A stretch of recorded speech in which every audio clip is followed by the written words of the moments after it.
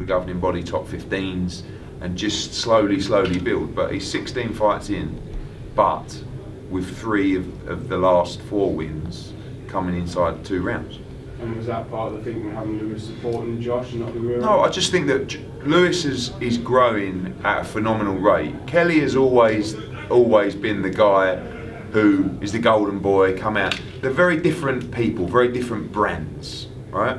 Lewis is Newcastle, and he's the man of the people up here. Josh Kelly's gonna fight, in London, and so is Lewis. But there's something different about when you live here, when you are seen on the streets here. It's a different kind of brand. It's like the Ricky Hatton brand. It's like the Josh Warrington brand. They see you, they know you. You're one of them. So it's not a case of who's headlining. I believe next time he will probably headline on his own up here. But it doesn't. Luckily, he's not like this guy who's like, what, what's going on now? And they really keep a cool head and understanding. But he's going like this. So, I believe he should be headlining in Newcastle. And again, I say about St James Park, that is where we want to be. I'm not here to see him win British titles or Commonwealth titles or European titles. I'm not interested in that. The only thing I'm interested in is him becoming a pay-per-view fighter at St James's Park, fighting for world titles. Because that's what I want to achieve with Lewis Ritson. I want to make him a load of money. I want to make some money as well. But I want to have more importantly, some great nights. Because you can't buy that. Like that atmosphere there, like forgetting the money, that is like, you don't see that very often. So that's what it's all about. So it's just a case of how far we can go.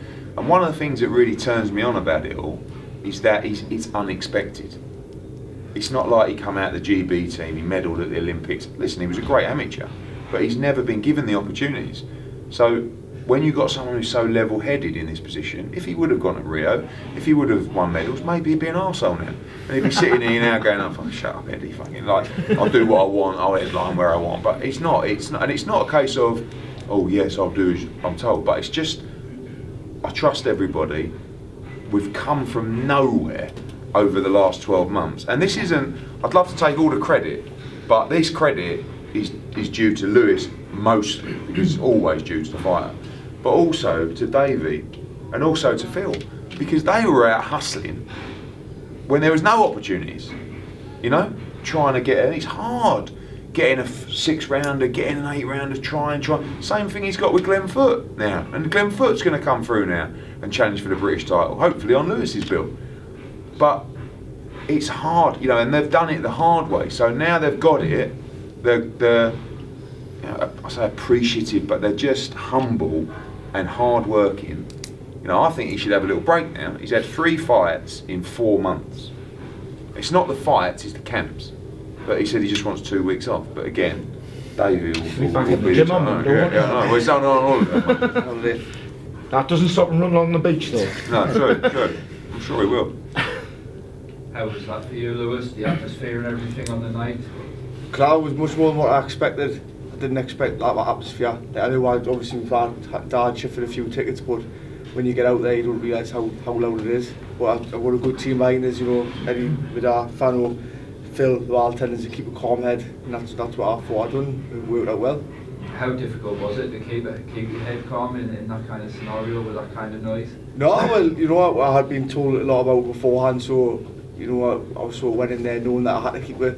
If I went in there, went all guns blazing, then I know I did, but I had Highland hurt when I done that. If I went in there from the opening bell, Highland could have caught me. So I'm not stupid that way. I know I had to keep a cool head, and when I hurt him, just jump on him. Eddie's mentioned St James's Park as well down the line. How amazing would that be for you? Oh, it'd be good, but it's a long way away. That's a dream. That, but we need a lot of luck in this game, the right fights, and we keep winning, keep doing what we're doing. There's no reason why we can't get there, but it'll be a long way away from now. Lewis, I probably know the answer to this question already, and you'll just say you're not bothered in that, but do you ever think back to say just over a year ago when you told us when we were in the bleach factory and just drank it all in and you'd had enough of the sport at one point? Do you ever sort of pinch yourself now and think, bloody hell, I'm headlining Newcastle Arena? No, I don't even think like that. I had 97 amateur fights, I've had 16 pro. Yeah. That to me was just another fight. I know the Yeah. British title was on the line, but just how 12 far you round came, at I me. mean, like the last 12 months you came from sort of boxing Jordan Ellison for the Northern Area title to now suddenly World State belt, outright. No, well, it's been amazing, right? Isn't it? Like, me and the team have always thought we could get here, you know, we've always thought we were good enough to do it. We were just getting the chances, and luckily Eddie come in and got the Barrett fight on his card, and we performed, and he ended up signing one, he's given us a chance to do it the last 3 times, so we're just going to keep performing. I'm not daft, I'm going to keep winning, you know, and keep putting on performances for the fans to come and watch and to get the chances. Do you think it gives hope to other fighters who maybe come up that different route? You know, like you've came up with a small horse route, it doesn't always have to be like... No, definitely. There's different ways to do it. Yeah, well, like, it's the same with Glenn as well. Me and Glenn, you know, we both were Jaffa, but like Eddie was saying, we've both had to do it the hard way. You know, and Glenn's Commonwealth champion and British champion out right now. You know, it does work out in the end. You know what, though, one thing on that is when you get your chance, Take it. yeah, but it's how you take it. You know, like a lot of people have told me about Lewis Ritson for years and years, and you can't sign everyone, you can't give it. But when I got the Robbie Barrett fight, the chance to do it, I thought, I'm finally going to get to see him fight.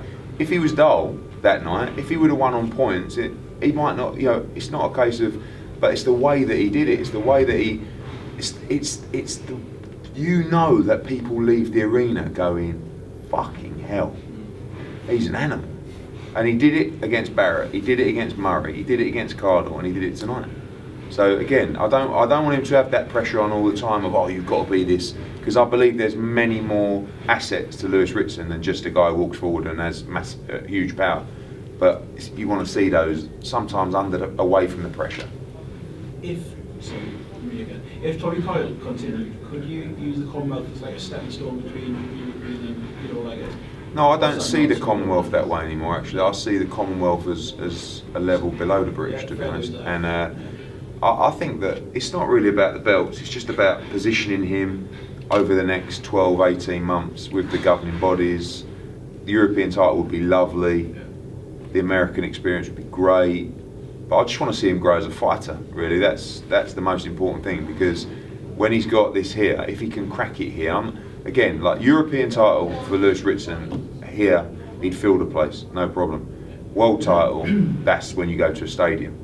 But if he doesn't grow as a fighter, he may not win a world title. So I'm more interested in him winning it rather than just getting a great atmosphere in a crowd. But we want to win. You know, we want to be in a position as a fighter to be ready to challenge for world titles. And I feel he's 5, 6, 7 fights away from that. And you know, but he's just had 3 fights in 4 months. So it's and all about the right fights at the right time. You know. Do you think, Davey? What do you think, Davey? What would your preferred route be? Well, we haven't really thought about it really. We should just win this British title outright. But we're not stupid. You know, we're all boxing men. And it's the safest route. But we've got big expectations for Lewis. Phil? Well, I agree with what Eddie says. I spoke to Fannin, and obviously we'll have a meeting with Fannin and Dave, because obviously Neil's doing a lot with him, and I think a great idea, maybe it's America, maybe it's a 10-rounder, and like slow him down a little bit. Maybe it's like Neil said, you know, get him a good fight with a non-punch who's going to give him a hard fight, you know, just to bring him on, because at the end of the day, he's only had 16 fights, you know, and this is just, well, he was selling tickets on the Rated Medway show 12 months ago on my show, you know. He's going to pack in and everything, you know. I've kind of selling tickets, I'm not getting any wages, but obviously he's stuck at it. And for me and Rafe, Steve Rafe and Neil, for the lads on our other shows, it gives them hope now selling tickets, because your dreams can come true, selling ticket deals. Same as Footy. Footy's been on ticket deals, he's got a Commonwealth, Lewis, and it's given they've got the North East boxing scene booming. And if Eddie comes up here and builds it up like the atmosphere, I've never heard it like that before. They just stand up on my neck. I've had Kirk Goodens on big Eddie shows, but they stand on the back of my neck, you know. It's just a pity I had this Newcastle badge. But no, Lewis and his dad, if you push them and fall over, they'll be laid back. Like, and we're gonna have a meeting next week where with Neil and Lewis and that, obviously we'll see where he wants to go, but I think it's a great idea to take him to America, mate, like, especially this stage of his career, you know, to get exposure over there and learn the trade, you know, because at the end of the day he's just had 16 fights, isn't it? 16 fights. And he's learning every day in the gym with Neil, when he's down there with Neil, he's learning every day with Neil and David, they're driving down there and that. So I just think if you build him up right, he can be a superstar in the North East. Not that he is a superstar now in the North East, but he can be massive in there, and I do believe he'll fill the stadium a lot. I mean, St James's Park. Lewis, obviously the father-son relationship special, but just how much of an impact is the addition of Neil Fanning had? Well, massive. I think you can see from the Barrett fight to now, like the difference is that, you know, I've three times a week with Fano, 3 times a week with my father, take 50-50 in it, but you know, I've massive improvements, and I think you can see that in the fight.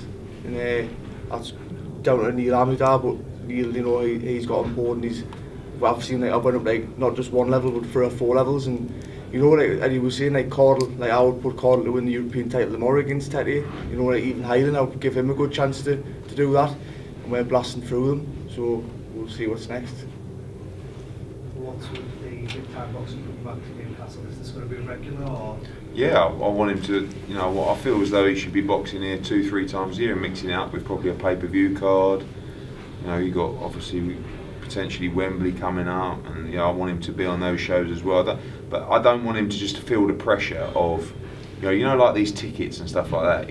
It's hard graft. Like, you can't turn it down because people are phoning up and you said, and if they remember the time when they were trying to sell 200 and they couldn't, you know. So, but I don't want it just to be like pressure. It's too early for that. If it was the 23rd, 24th fight, tough. You know, the pressure comes with it. But I just, you know, again, it'll come out in the meeting that we discussed the plan. But for me, just cool, 100% coming back to Newcastle this year, 100%. But mix it in with some other stuff where we can learn, and you know, but ultimately, it's about achieving, and it's about making money and securing your future and your family's future. And I hope that on the last 3 or 4 fights, that's not done, but he's making waves, you know, and now his money needs to go up significantly because he's a big ticket seller, he's a big star. Yeah. No, it's true though, you know, you've got to get what you... money, not yours. Yeah. Saying it's both. Yeah. But that's the truth. Filling stadiums, if you're putting bums on seats, you know, that the money comes, and the money is coming now, and he deserves it, and that's part of the game, to make sure that he can pay off his mortgage, you know, look at other property, make sure that he can send his kids to the schools he wants to go to. That's what, like, you know, I always use Tony Bellew as a great example. So the proudest thing I've done is Tony Bellew, because he is now absolutely minted, right? And I remember when he was going to Canada fighting Adonis Stevenson for a couple of $100,000, which I know sounds like a lot of money at the moment, but once you paid everybody and you're withholding tax and you're fighting Adonis Stevenson in -22 in Quebec, you know, and you know, that's what I want to. I want the great nights. I want him to win world titles, but I want him to leave the sport and go, God, that was great, wasn't it? You know, I've got a great life now to look forward to. And he's so young. He's a baby. He was even more of a baby about, 6 years ago in Thornaby? I was about -25 in Stockton, wasn't it, Lewis? Long time ago, that one. But that's part of, you know, all that the stuff you talk about there, that's part of the story. You know, is that you knew him, he's accessible, still accessible. But he's always been accessible. You've always known him, the media here, because he's always been a very good amateur who's come through the system. Some come, you look at Glenn Foote. I mean, Glenn Foote lost to Sam Eggington on our show. I would have said his career was over.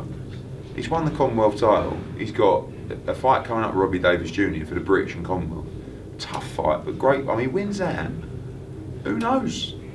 You know, and he's got a little bit about him now. He sort of he used to look like he was a bit edgy, but now you actually... Still does. He's definitely still edgy. But confidence is a strange thing. Yeah. Confidence, and Lewis, one of the things that Lewis has at the moment is confidence, momentum, where you do feel invincible, and that's hard to beat. Just 7 fights, Commonwealth champion, WBA international champion, now ranked top 15 in the governing body, just breezing through that level, and on to the next one. Over to you for your questions. Just how special is this night?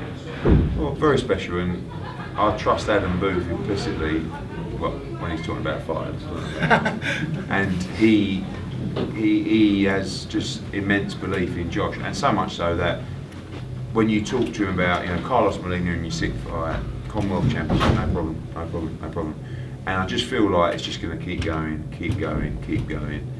And I feel like the best of Josh Kelly will come out when he is at an uncomfortable level, and I don't know where that level is, but it weren't tonight, and I don't know, it's not the next level or the one after. So it's just exciting to see where that is, because I think when he's tested and when he's backed up and when he needs to be sharp, sometimes it's all a little bit too easy, and that those levels will come, but like 7 fights in, no rush.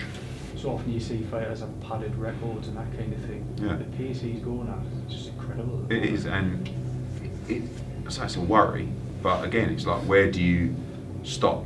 Where do you slow? And that's Adam. Adam will be the one telling me, this guy. But I'm sure at some point he'll go, okay, we'll just flatline now and just go to America or do this, and that's, I'm just told who to pick, and we'll go from there. But the refreshing thing is the pace that he's moving, because we live in a world now where people are so impatient.